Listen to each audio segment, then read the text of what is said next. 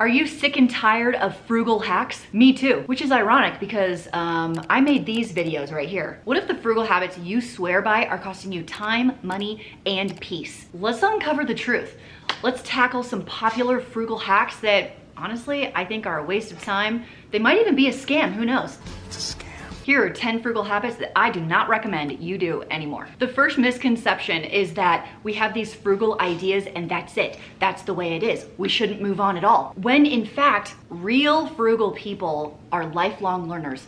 They're willing to learn. They're willing to say, hey, maybe there's a new way. Maybe there's something I could try that I haven't tried yet. We're open-minded and willing to look at something a little bit different, a slight paradigm shift. And what's great about living here in 2025 is that you can learn basically everything from anywhere for free. We've got YouTube. Hello, hi, I'm Christine. I'm here on YouTube. I hang out at Frugal Fit Mom. Hit the thumbs up button for glory. What does the button do? Press it for glory. You can read books, listen to podcasts, watch movies, check out the TikTok, Instagram, Facebook, whatevs, whatever floats your boat. You can go learn new perspectives, new ideas, and incorporate them into your life.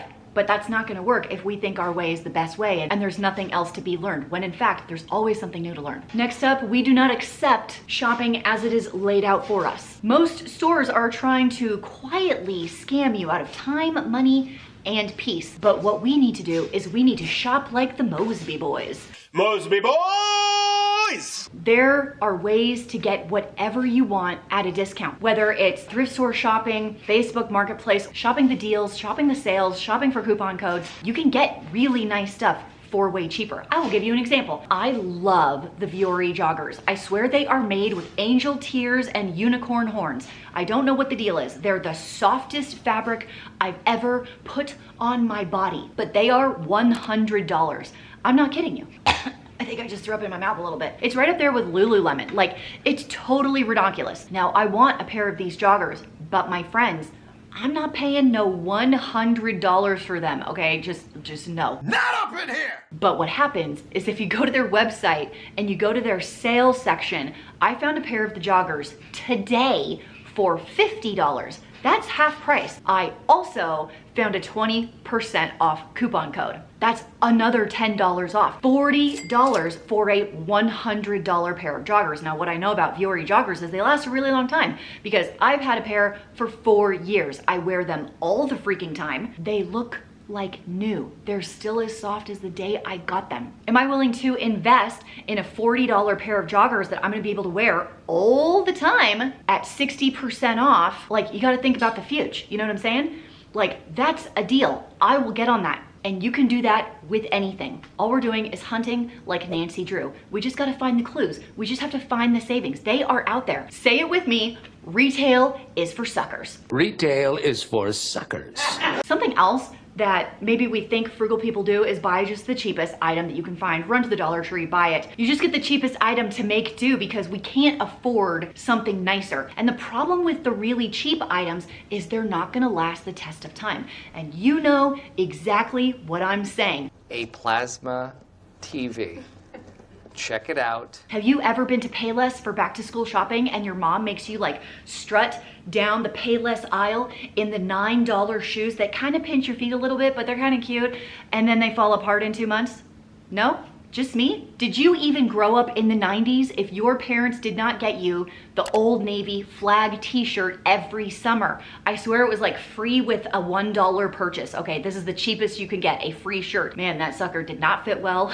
The fabric was a little itchy and it didn't wear very well. It got real pilly. Do you see any of those Old Navy flag t-shirts around anymore? No, you don't. This pan is the perfect example. Frying pans! Who knew, right? This is an all-clad stainless steel high-edged skillet. It actually has a lid as well. This puppy is 20 years old. Fortunately for me, this was a gift. Like, if you get something super high quality for a wedding gift or something like that, take care of it and you will never need to buy another pan ever. Compare this to like the $20 pan maybe that you get at Walmart or Target, and then within 2 to 3 months it's all scratched up, it's a little bent, it doesn't cook very well, and then you toss it and get a new one.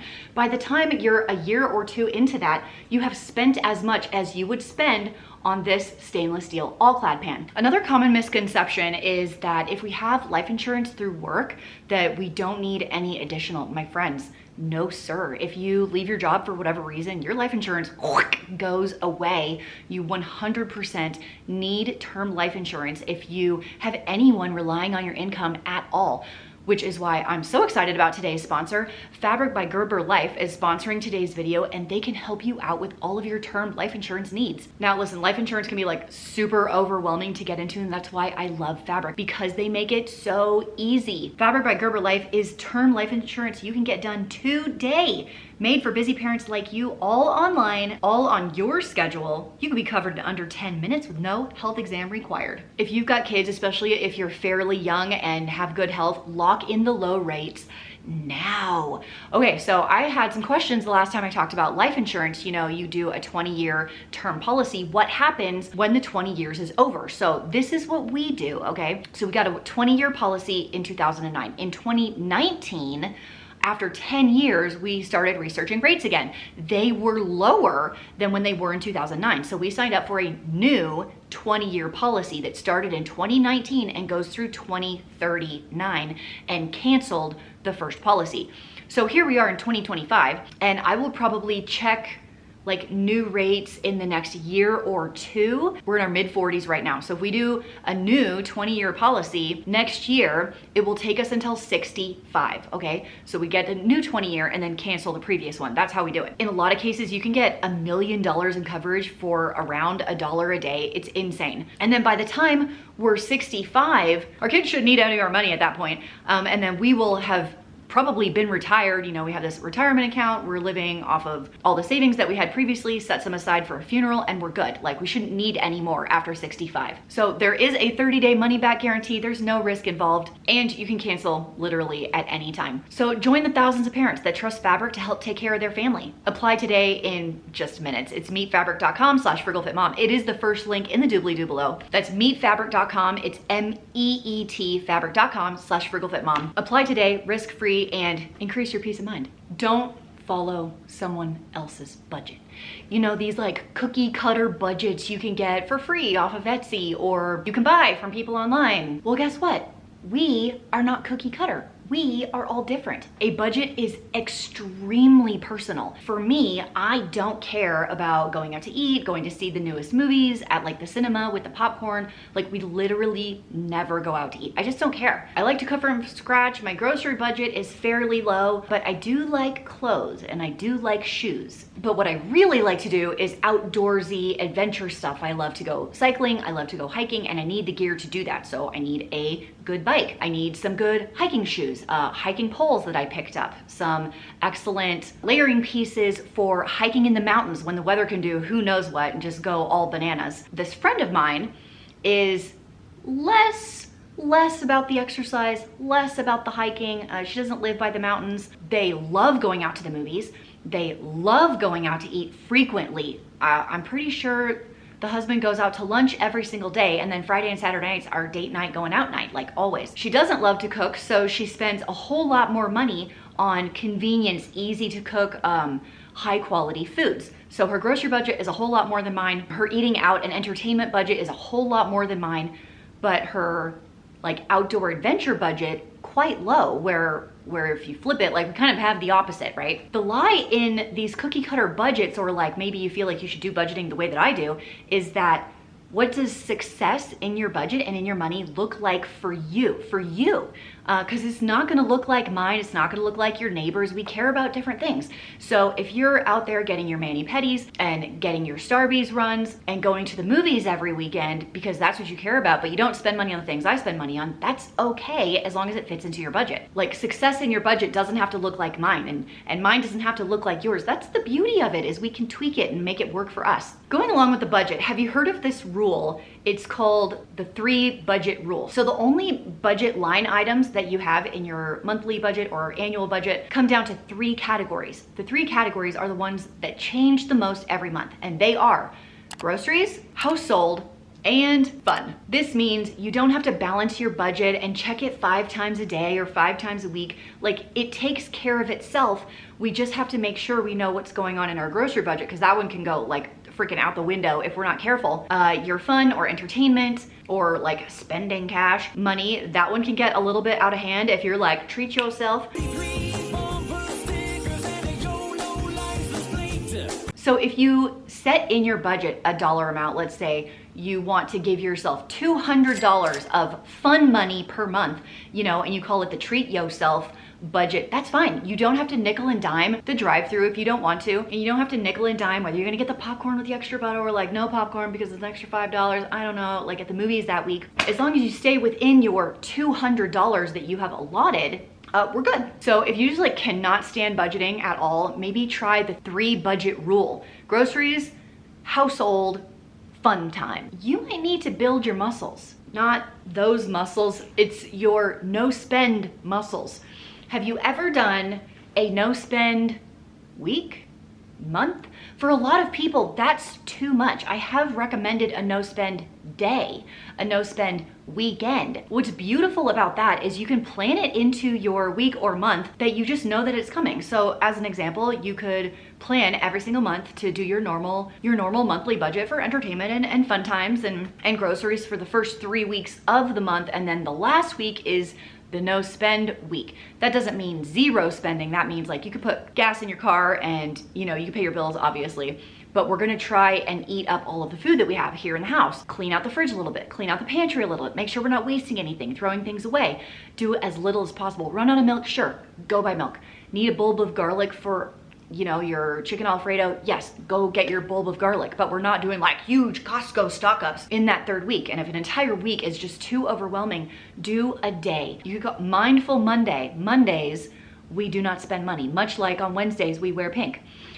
For me, on Fridays, I wear black. Hello, darkness, my old friend. Just see if you can get through an entire day with no spending. For a lot of us, it's so easy to just like swipe, swipe, complete checkout, click. Like, it just feels so good, right? Oh, thrilling! But can you go an entire day? And if you can, and if it's no sweat, try a weekend. Can you go like a Friday, Saturday, Sunday and have a good time without spending a dime? It's an exercise to build up your no spend muscles so you get better at it later, which leads me into my next one. Delayed gratification. Truly frugal people are excellent at delayed gratification. It is one of the major signs of being a grown-up after all. People who want things right now, and throw a tantrum when we don't get it, they're called toddlers. But the worst thing I ever done, I mixed up all this fake puke at home. I'll wait a little bit longer to get the item that I want. That way I know it's not an impulse purchase and it's something that I really, really am looking to add to my life. But the important part is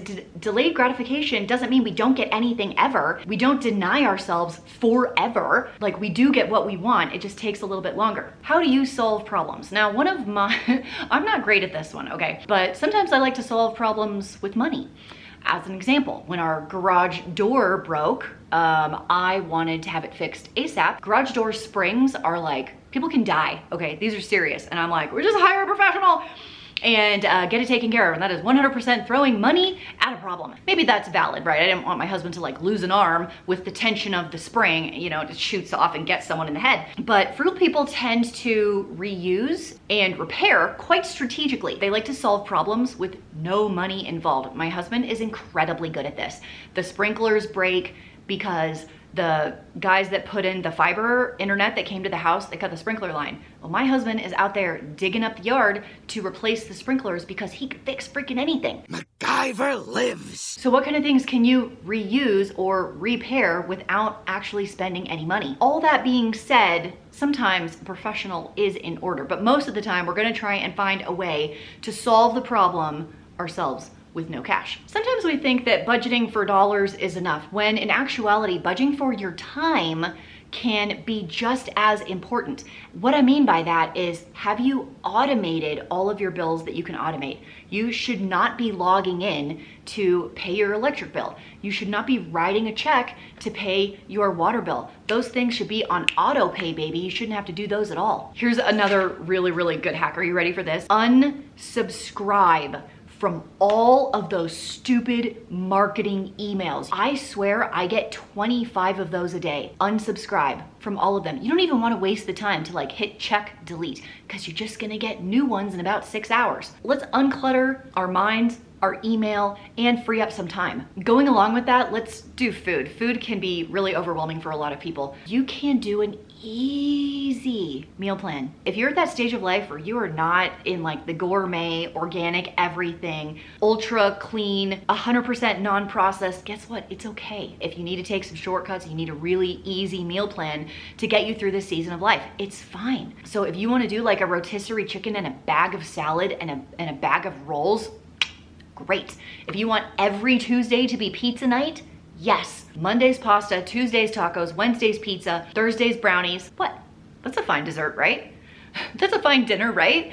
Who said it had to be dessert? Not me. If you need it to be easy, make it easy. Let's budget time on top of your dollar bills. And going along with that, I don't want you to stress about spending money if you've put it in your budget. I had this conversation with a great friend of mine. She hated budgets. It was the B word. It was a 4-letter word because it told her what she couldn't do. Wrong, my friends. That is not what a budget is for. It is to allocate your money into certain categories. It's your, I'm allowed to spend XYZ. If you want to spend $2,000 a month on groceries and it fits into the math, by all means, spend $2,000 on groceries. If you've allocated $50 a week for your spend fun money, that's your $50 a week. Like, you're there, it's done. The budget doesn't have to be restrictive. We just have to be smart with what we have coming in. Now, I might be listing this one last, but it possibly should have been first because it is the most important. What is enough? What's enough? At some point, you have to stop chasing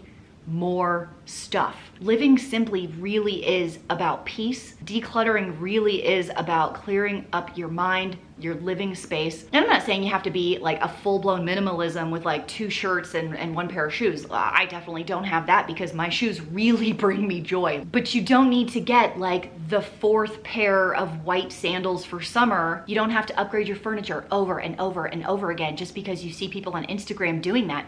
You don't have to move to a new house, a bigger house, a bigger house, a bigger house, remodel all the time. You don't have to upgrade your car every 2 years. At some point, we need to be okay with where we are. So ask yourself the question, what is enough?